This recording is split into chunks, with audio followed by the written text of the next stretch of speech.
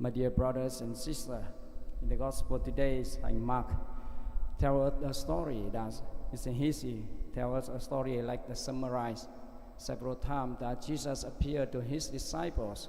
It's very different from Saint John. Saint John is narrating his story. It's 3 times he appears to his disciple. It's separately, but it's Saint Mark. It concludes everything in one chapter, one version. So through the gospel today, we can get 2 ideas for our life to meditate. The first one is we recognize that it's after Jesus appeared several times to his disciples and some women. The problem is the disciple, his disciple, apostle, they don't believe in him and don't believe that he's still alive. So it's also the problem for many of us today. So the faith or the trust to believe in God, to believe in Jesus, is not something we can possess once for all. Especially today in the consumerism, you see. When we have a habit to go to the mall or the market, supermarket, to buy something, and then when you pay, you possess it, you are the owner. But faith is very different.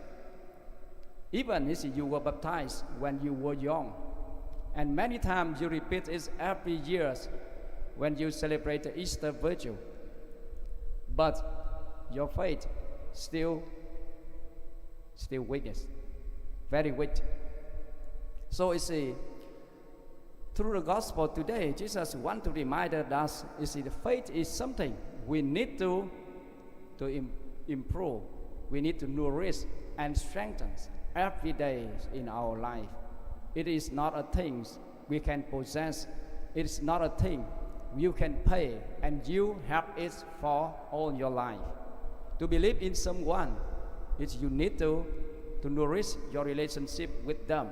It is similar to with some of you here, it's a young one. You have a boyfriend or girlfriend. If you want to love them, you need to communicate every day, text, message, or something, FaceTime or the other ways to keep contact with them.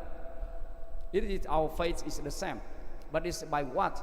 We cannot see Jesus, we cannot meet him.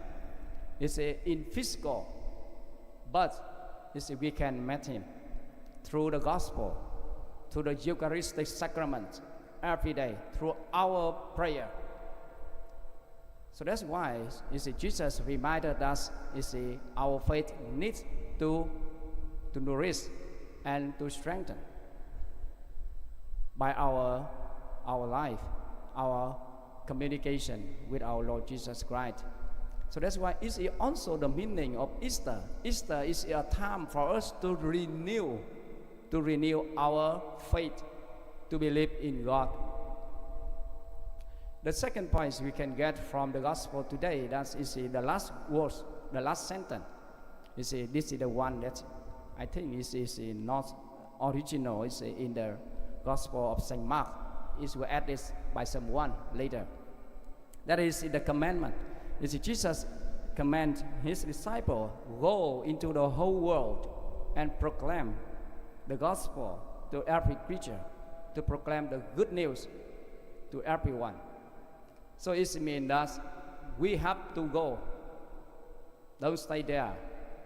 Many of us now want to stay in our room. We don't want to be bothered by other people, especially in the world that is individualism and freedom or honor. So Jesus said that you have to go to tell the good news for other people. So what is the good news? The good news is our Lord Jesus Christ became a man and he sacrificed his life for every people, even the sinners we are.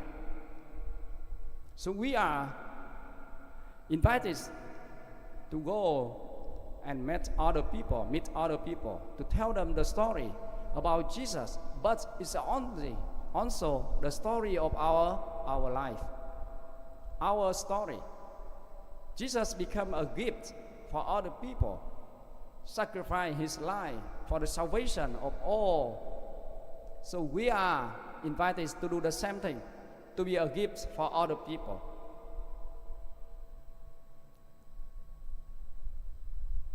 It is a reminder for us and also a questioning for us. You see, Jesus every day asks us about our identity, the identity of the church and the Catholic people. It is a missionary. You are a missionary.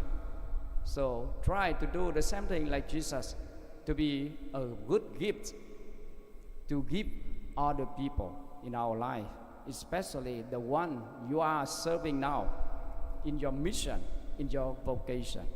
So may God help us to be a good disciple, his disciple. To be a good his disciple is mean to be a good gift for everyone we encounter in our life.